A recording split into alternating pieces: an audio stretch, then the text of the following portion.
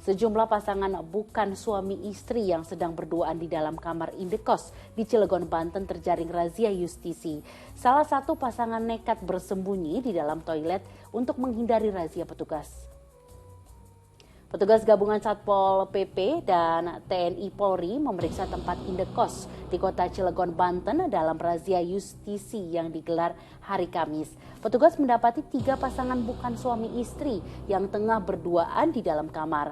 Salah satu pasangan nekat bersembunyi di dalam toilet untuk menghindari razia. Karena tidak bisa menunjukkan identitas surat pernikahan, ke-6 pasangan ini dibawa ke kantor kelurahan untuk proses pendataan.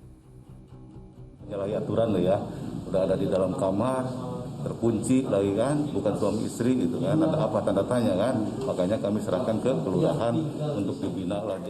Astagfirullah, ya akan lebih baik jika memang hanya ingin mengobrol dan berbincang-bincang, lebih baik dilakukan di tempat terbuka agar tidak menimbulkan kecurigaan.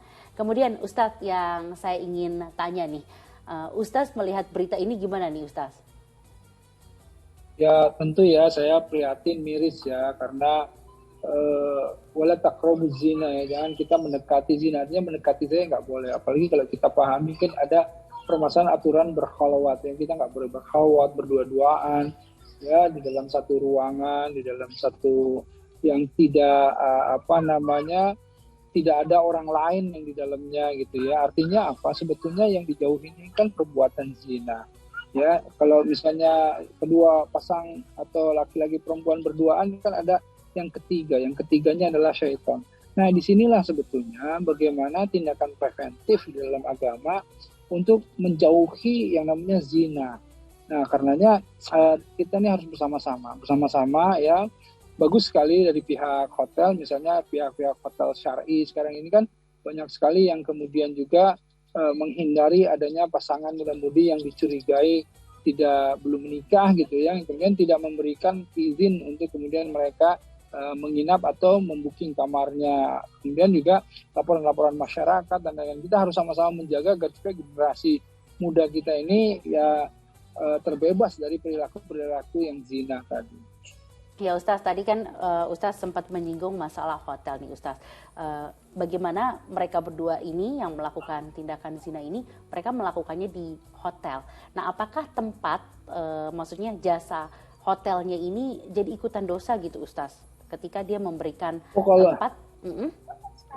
Iya, kalau kita ini kan nggak boleh menjadi jalan atau wasilah keburukan. Tidak boleh, apalagi menjadi konspirasi ya, orang yang kemudian bersengaja ya, tidak sengaja pun tidak boleh gitu. Jadi artinya hati-hati bagi para pengelola ya hotel ya, terutama harus hati-hati, kan hotel itu kita perlukan tentu gitu ya, tapi hotel yang syar'i yang menegakkan aturan-aturan yang jelas, yang jangan sampai nanti remaja-remaja misalnya anak-anak itu dengan sengaja menggunakan fasilitas-fasilitas tersebut untuk melakukan hal-hal yang buruk atau seperti zina. Nah, itulah yang kita harus hindari.